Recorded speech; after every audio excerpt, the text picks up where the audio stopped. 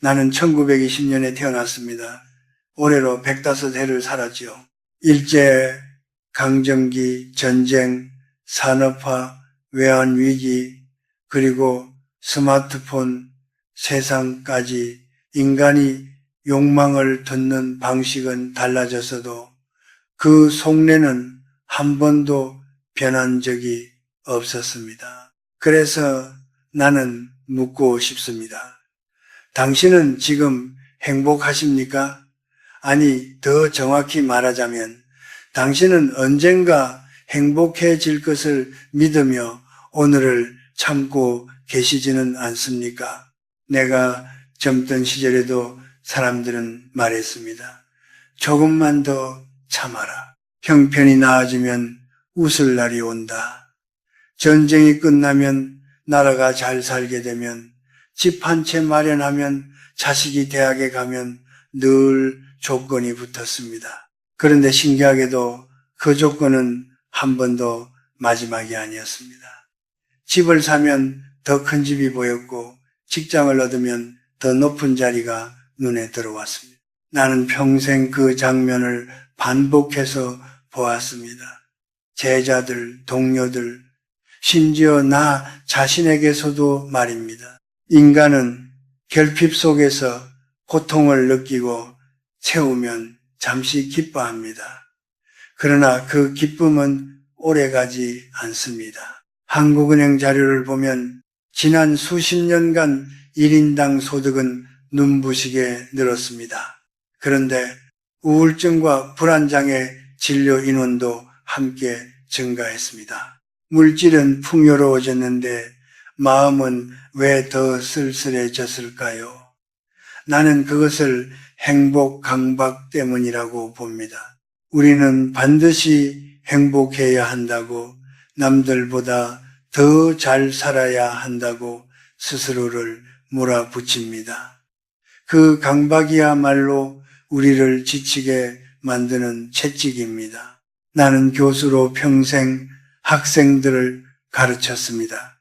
졸업식 날 총장을 대신해 축사를 한 적이 있습니다. 성공하십시오. 대신 나는 이렇게 말했습니다. 부디 크게 불행하지 않기를 바랍니다. 학생들은 웃었지요. 그러나 나는 진심이었습니다. 화려한 기쁨을 찾다 넘어지는 인생을 너무 많이 보았기 때문입니다. 큰 사고 없이, 큰 병 없이, 큰 후회 없이 하루를 보내는 것, 그것이 생각보다 어려운 일이며 동시에 가장 확실한 축복입니다. 사람들은 묻습니다. 교수님, 그럼 행복이란 무엇입니까? 나는 이제 이렇게 답합니다. 행복은 무엇을 더 얻는 것이 아니라 덜 아픈 상태입니다. 몸이 크게 아프지 않고 밤에 잠이 들며 마음이 누군가를 시기하지 않는 상태, 그 조용한 무사함이 곧 행복입니다. 젊은 날 나는 그것을 몰랐습니다.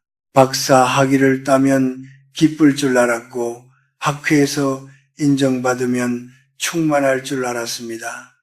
그러나 며칠 지나지 않아 또 다른 목표가 고개를 들었습니다. 욕망은 밑빠진 독이었습니다. 어느 해 친한 동료 교수가 갑작스레 세상을 떠났습니다. 그는 누구보다 성공한 사람이었지요. 큰 집, 명예로운 자리, 부러움을 사는 경력.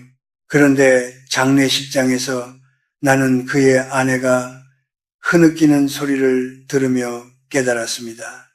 그 많은 성취가 그의 생을 하루도 더 늘려주지 못했다는 사실을 말입니다. 그날 이후 나는 기준을 바꾸었습니다.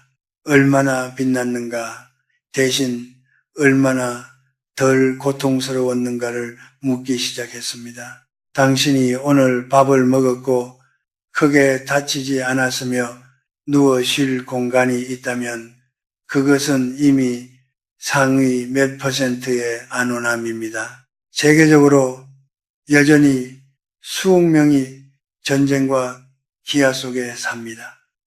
우리는 뉴스로 스쳐 지나가지만 그들의 하루는 생존 자체가 전쟁입니다. 비교는 우리를 비참하게도 만들지만 동시에 우리를 구하기도 합니다. 위를 향한 비교는 질투를 낳고 아래를 향한 시선은 감사의 숨을 돌려줍니다. 나는 더 이상 장밋빛 행복을 믿지 않습니다. 대신 잔잔한 평온을 믿습니다. 폭죽은 잠깐이지만 촛불은 오래갑니다. 화려한 성공을 꿈꾸다 번아웃으로 쓰러지는 제자들을 볼 때마다 나는 말해줍니다. 인생은 질주가 아니라 완주다. 노년에 이르러 나는 깨달았습니다. 가장 지혜로운 사람은 기쁨을 사냥하는 사람이 아니라 불행을 피해가는 사람이라는 것을 당신이 지금 불행하다고 느끼는 이유는 어쩌면 너무 큰 행복을 상상했기 때문일지도 모릅니다. 기대치를 낮춘다고 해서 삶이 초라해지는 것은 아닙니다. 오히려 마음이 가벼워집니다. 원래 인생은 쉽지 않다는 전제를 받아들이는 순간 우리는 덜 실망하고 덜 분노하게 됩니다. 105해를 살며 내가 확신하게 된 한 가지는 이것입니다. 인간은 행복하기 위해 태어난 존재가 아니라 고통을 통과하며 배우는 존재라는 사실. 그러니 거창한 기쁨을 약속하는 목소리에 속지 마십시오. 오늘 무사한 하루를 지켜내는 것, 그것이 이미 충분히 값진 일입니다. 내가 평생 강단에 서며 수없이 던졌던 질문이 있습니다. 무엇이 한 사람의 인생을 결정하는가? 학생들은 대개 이렇게 답했습니다. 돈, 배경, 인맥, 운. 물론 그것들도 무시할 수는 없습니다. 그러나 105해를 살아낸 지금 나는 단언할 수 있습니다. 사람을 끝까지 지탱하는 힘은 그가 무엇을 가졌는가가 아니라 그가 어떤 사람인가에 달려 있습니다. 나는 전쟁 직후 먹을 것도 변변치 않던 시절에 대학 강의를 시작했습니다. 교실 창문은 깨져 있었고 학생들은 군복을 입은 채 앉아 있었습니다. 그들 중에는 고아도 있었고 가족을 잃은 이도 있었습니다. 가진 것은 거의 없었지만 눈빛이 단단한 학생들이 있었습니다. 반대로 집안이 넉넉하고 유학 기회까지 얻은 이들 중에도 쉽게 무너지는 이들이 있었습니다. 그 차이는 재산이 아니라 내면의 기질 그리고 건강이었습니다. 사람들은 건강을 너무 늦게 깨닫습니다. 병원 대기실에 앉아본 사람만이 알지요. 건강은 있을 때는 공기처럼 느껴지지 않지만 사라지는 순간 세상의 모든 기쁨을 무력화시킵니다.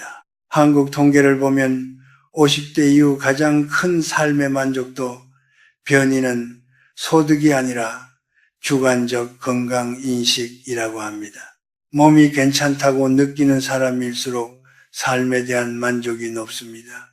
이것은 단순한 기분 문제가 아닙니다. 몸이 안정되면 마음도 덜 흔들립니다. 나는 50이 넘어서 큰 병을 한번 앓았습니다. 강의 중 갑자기 쓰러졌지요. 그때 처음으로 깨달았습니다. 학문적 명예도, 제자들의 존경도, 통장 잔고도 침대 위에서는 아무 힘이 없다는 사실을, 오직 숨이 편한가, 통증이 덜한가, 밤에 잠들 수 있는가가 전부였습니다. 회복 후 나는 생활을 바꾸었습니다.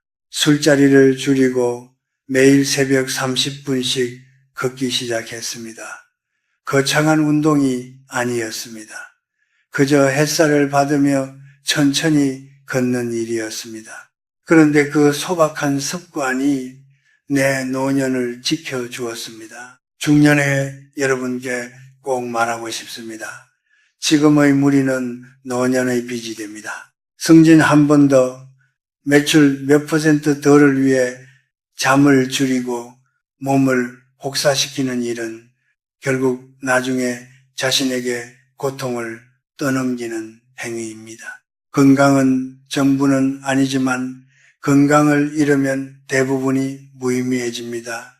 나는 제자들에게 이렇게 말하곤 했습니다. 당신의 행복 중 상당수는 이미 혈관과 장기 속에 들어있다. 또 하나 중요한 것은 기질, 곧 명랑함입니다. 여기서 말하는 명랑함은 억지 웃음이 아닙니다. 세상을 대하는 기본적인 태도입니다. 같은 비를 맞아도 어떤 이는 불평하고 어떤 이는 빗소리를 듣습니다. 나는 평생 수많은 동료를 보았습니다. 실력은 비슷했지만 늘 밝은 태도를 유지하던 이는 관계도 오래가고 병도 덜 앓았습니다. 반대로 늘 불만과 비교 속에 살던 이는 작은 일에도 쉽게 무너졌습니다. 노년에 접어들수록 인간관계는 줄어듭니다. 직함이 사라지고 명함도 더는 필요 없어집니다. 그때 남는 것은 결국 나 자신입니다. 나와 하루 종일 함께 있어도 괴롭지 않은 사람, 혼자 있어도 심심하지 않은 사람만이 편안한 노년을 맞습니다. 그래서 나는 젊은 시절부터 책을 읽고 음악을 듣고 사색하는 시간을 소중히 여겼습니다. 그것은 남에게 보이기 위한 취미가 아니라 나를 지탱하는 내면의 근육이었습니다. 최근 연구들을 보면 중장년 이후 삶의 만족도를 높이는 가장 강력한 요소 중 하나가 의미 있는 활동이라고 합니다.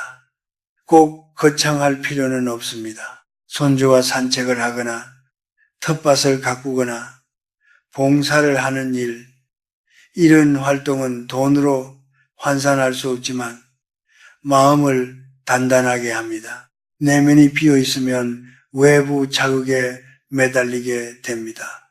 그러나 내면이 채워져 있으면 세상이 조금 흔들려도 크게 무너지지 않습니다. 나는 많은 성공한 이들이 은퇴 후 우울에 빠지는 모습을 보았습니다. 직함과 명예가 사라지자 자신이 텅 빈 사람처럼 느껴졌기 때문입니다. 반대로 평범해 보였던 이들 중에는 노년에 더 빛나는 이들도 있었습니다. 그들은 이미 오래전부터 자기 안에 세계를 만들어 두었기 때문입니다. 105해를 살며 얻은 결론은 단순합니다. 무엇을 가졌는가 보다 어떤 몸과 어떤 마음으로 그것을 바라보는가가 더 중요합니다. 건강한 거지가 병든 왕보다 낫다는 말은 과장이 아닙니다. 튼튼한 두 다리와 평온한 심장, 그리고 스스로를 존중하는 마음, 이것이야말로 그 누구도 빼앗을 수 없는 자산입니다. 지금 당신이 쌓아야 할 것은 통장 잔고만이 아닙니다. 걷는 습관, 읽는 습관, 감사하는 태도, 혼자서도 단단히 서 있을 수 있는 내면. 그것이야말로 노년에 이르러 당신을 배신하지 않을 유일한 재산입니다. 내가 90을 넘겼을 무렵 한 제자가 찾아와 이런 말을 했습니다. 교수님, 저는 남들보다 뒤처진 것 같습니다.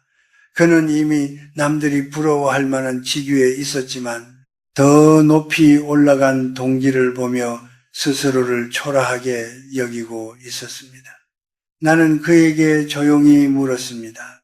자네는 어제의 자신보다 나아졌는가? 아니면 남과만 비교하고 있는가? 그는 한동안 말을 잇지 못했습니다. 사람을 가장 지치게 하는 것은 가난도 실패도 아닙니다. 끊임없는 비교입니다. 내가 젊던 시절에는 이웃과 비교했습니다. 요즘은 손바닥만한 화면 속에서 수백 명과 동시에 비교합니다. 여행 사진, 자식 자랑, 은퇴 후에 여유로운 삶, 모두가 잘 사는 것처럼 보입니다. 그러나 나는 압니다.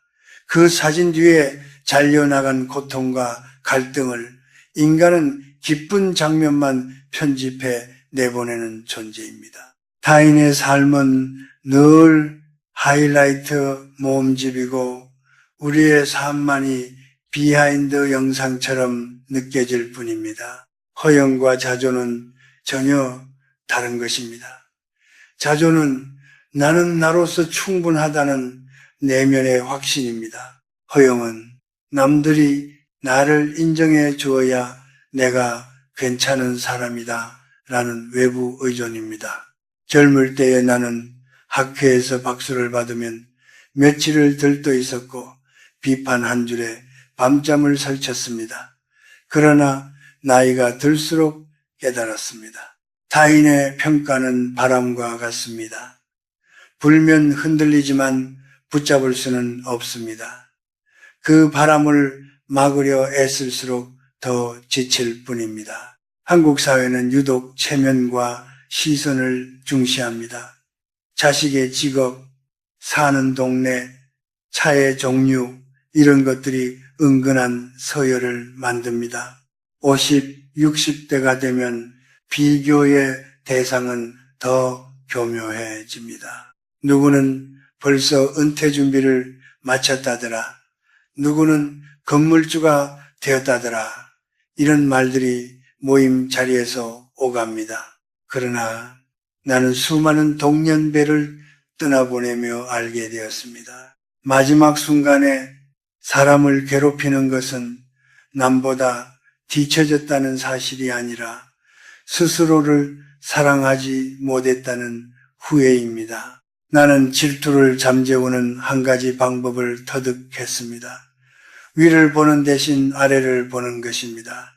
이것이 비겁해 보일지 모르나 사실은 정신을 지키는 방패입니다. 병원 중환자실을 한 번이라도 지켜본 사람은 압니다.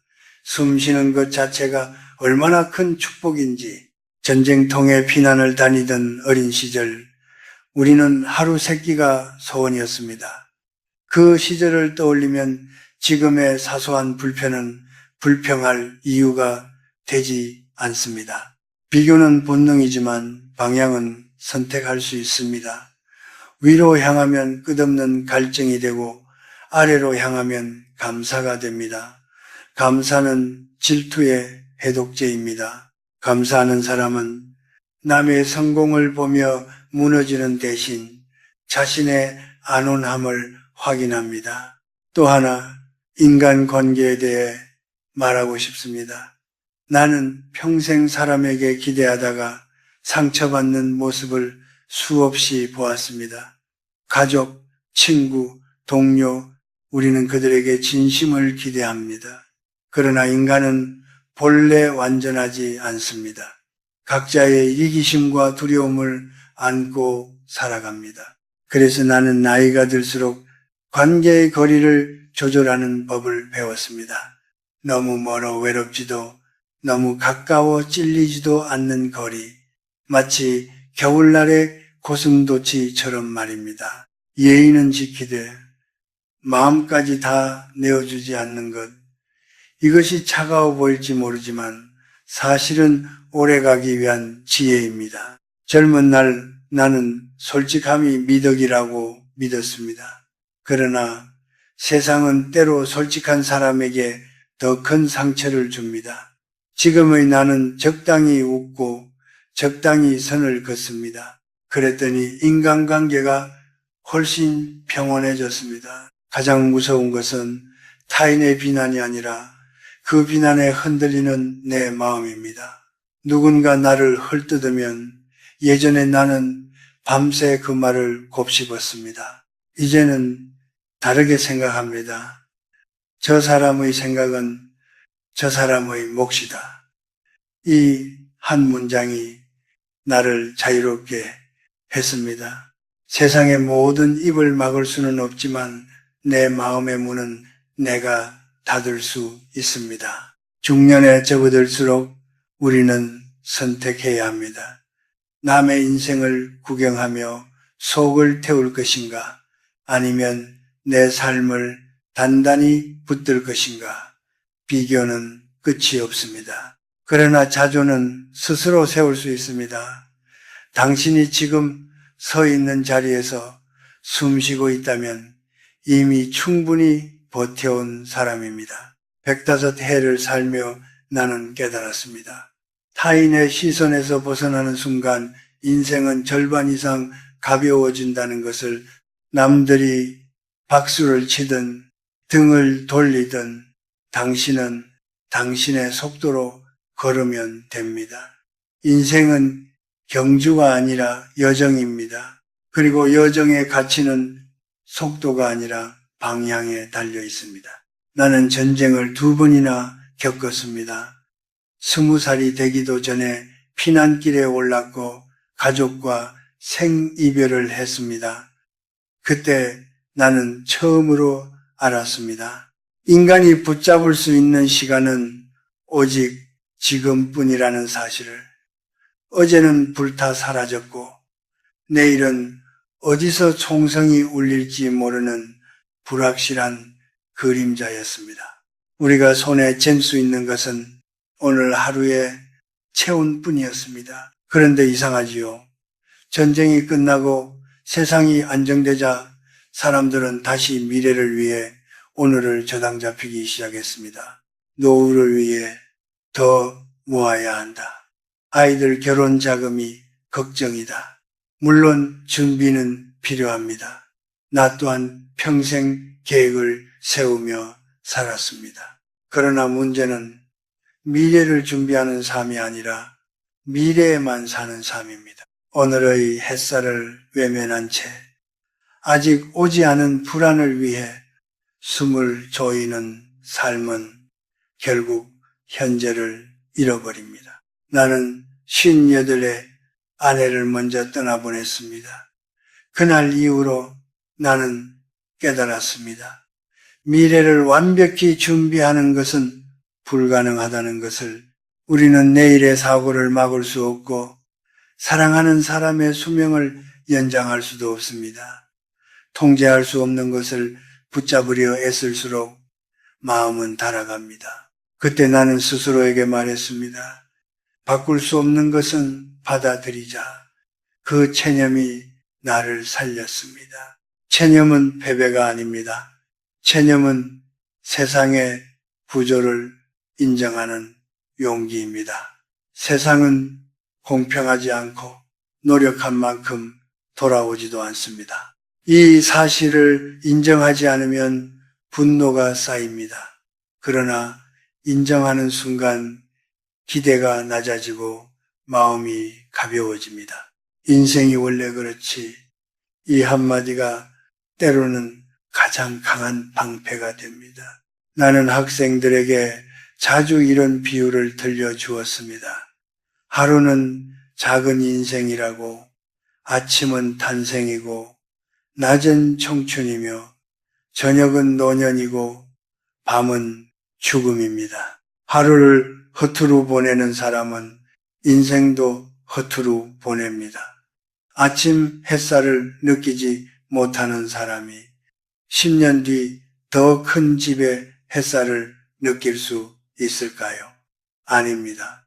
즐거움도 훈련입니다. 오늘을 기뻐하는 습관이 내일을 버티게 합니다.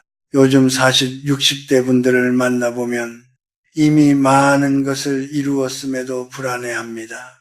은퇴 후의 삶, 건강 문제, 자녀의 미래, 통계에 따르면 한국 중장년층의 가장 큰 스트레스 요인은 경제적 불안이라고 합니다. 그러나 아이러니하게도 일정 수준 이상의 소득에서는 만족도가 크게 오르지 않습니다. 결국 마음의 문제입니다. 미래를 통제하려는 욕망이 현재의 평온을 갉아먹습니다. 나는 90이 넘어 매일 아침 같은 시간에 차를 끓입니다. 작은 잔에 따뜻한 차를 따르고 창밖을 바라봅니다. 그 10분이 나의 하루를 결정합니다. 거창한 계획은 없습니다. 오늘 넘어지지 않기를, 오늘 화내지 않기를, 오늘 누군가를 부러워하지 않기를 바랄 뿐입니다. 그렇게 하루를 살다 보니 105해가 되었습니다. 노년을 두려워하는 이들에게 나는 이렇게 말합니다. 나이 든다는 것은 잃는 것이 아니라 불필요한 것을 덜어내는 과정이라고 젊을 때는 모든 것을 쥐려 했습니다. 그러나 손에 힘을 빼니 오히려 더 편안해졌습니다. 욕망이 줄어들수록 마음은 넓어집니다. 욕심이 빠져나간 자리에는 고요가 남습니다. 죽음에 대해서도 말해야겠지요. 젊은이는 죽음을 두려워합니다. 할 일이 많고 이루지 못한 꿈이 많기 때문입니다. 그러나 나처럼 오래 산 사람은 압니다. 인생은 완성되는 법이 없다는 것을 언제나 미완입니다. 그래서 죽음은 패배가 아니라 긴 여정 끝의 휴식처럼 느껴집니다. 프랑스 작가 빅토르 위고는 이렇게 말했습니다. 늙는다는 것은 산다는 특권이다. 나는 이 말을 깊이 믿습니다. 늙었다는 것은 이미 수많은 폭풍을 건너왔다는 증거입니다. 오늘을 살지 못하는 사람은 노년도 살지 못합니다. 미래를 위해 오늘을 짓밟는 삶은 결국 후회로 남습니다.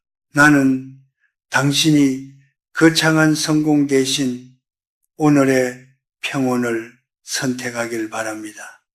넘어지지 않고 크게 다치지 않고 누군가를 미워하지 않는 하루, 그 소박한 하루들이 모여 인생이 됩니다.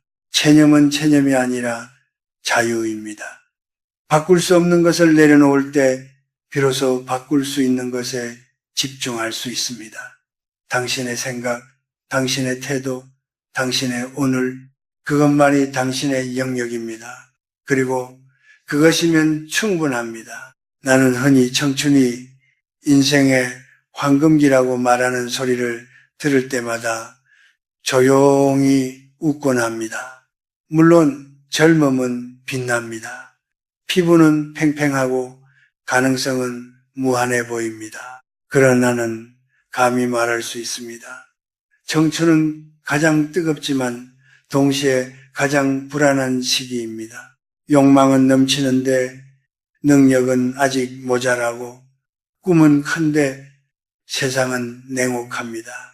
그래서 젊음은 화려해 보여도 속은 늘 흔들립니다. 반면 노년은 다릅니다. 노년은 잃어가는 시간이 아니라 벗겨지는 시간입니다. 허황된 기대가 하나씩 벗겨지고 타인의 시선이 무뎌지고 끝없이 채찍질하던 욕망이 잠잠해집니다. 나는 60이 넘어서야 비로소 남과 비교하지 않는 연습을 시작했고 70이 넘어서야 남의 평가가 크게 중요하지 않다는 것을 알았으며 80이 지나서야 혼자 있는 시간이 두렵지 않게 되었습니다. 그리고 90을 넘기자 세상이 조금 느리게 돌아가는 것이 오히려 고마워졌습니다. 많은 이들이 주름을 부끄러워합니다. 그러나 나는 주름을 훈장이라 부릅니다. 그 한 줄 한 줄이 지나온 밤과 고통의 기록이기 때문입니다. 링컨은 말했습니다. 사람은 40이 지나면 자신의 얼굴에 책임을 져야 한다. 나이든 얼굴은 삶의 태도를 고스란히 드러냅니다. 불평으로 가득 찬 얼굴도 있고 온화함이 스며든 얼굴도 있습니다. 나는 105의 얼굴로 거울을 볼 때 적어도 부끄럽지 않기를 바랄 뿐입니다. 노년의 가장 큰 선물은 욕망에서의 해방입니다. 젊은 날 나는 인정받고 싶었습니다. 더 많은 논문, 더 높은 자리, 더 많은 박수. 그러나 그 박수는 오래가지 않았습니다. 이제는 압니다. 박수는 바람과 같아서 불면 사라집니다. 대신 고요한 하루는 남습니다. 따뜻한 차 한 잔, 햇빛이 드는 창가, 무릎 위에 올려진 책 한 권. 이런 사소한 순간이야말로 진짜 충만함입니다. 나는 친구들을 많이 떠나보냈습니다. 장례식장에서 늘 같은 생각을 합니다. 결국 남는 것은 얼마나 사랑했는가, 얼마나 미워하지 않았는가다. 통장 잔고도 직함도 관 속에 함께 들어가지 않습니다. 남는 것은 태도입니다. 세상을 향해 품었던 마음의 결입니다. 그래서 나는 요즘 화를 아낍니다. 분노는 에너지를 많이 소모합니다. 105의 몸에는 낭비할 힘이 없습니다. 대신 이해하려 애씁니다. 이해가 되지 않으면 그냥 흘려보냅니다. 이해가 되신 노년은 두려움의 시간이 아니라 정리의 시간입니다. 집안의 물건을 하나씩 줄이듯 마음속 집착도 하나씩 덜어냅니다. 자식이 내 뜻대로 살지 않아도 세상의 기대만큼 공정하지 않아도 이미 놀랄 일이 아닙니다. 세상은 원래 그랬고 우리는 그 안을 지나왔을 뿐입니다. 죽음에 대해 묻는 이들도 많습니다. 교수님, 두렵지 않으십니까? 나는 솔직히 말합니다. 두렵지 않다면 거짓말이겠지요. 그러나 공포보다는 담담함에 가깝습니다. 긴 하루를 마치고 잠자리에 드는 것처럼 긴 인생 끝에 찾아오는 휴식일지도 모른다고 생각합니다.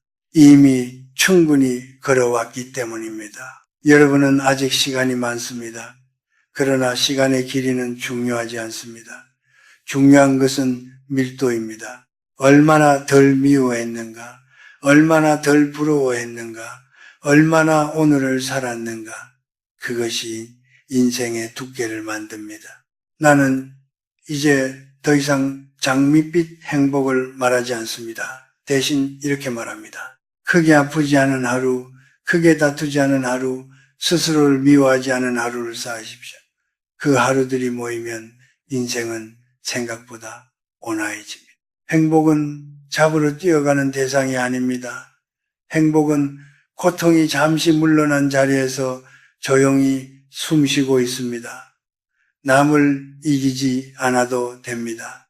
남보다 빛나지 않아도 됩니다. 당신은 이미 긴 시간을 견뎌낸 사람입니다. 그것만으로도 존중받을 자격이 있습니다. 105해를 살며 내가 배운 마지막 문장은 이것입니다.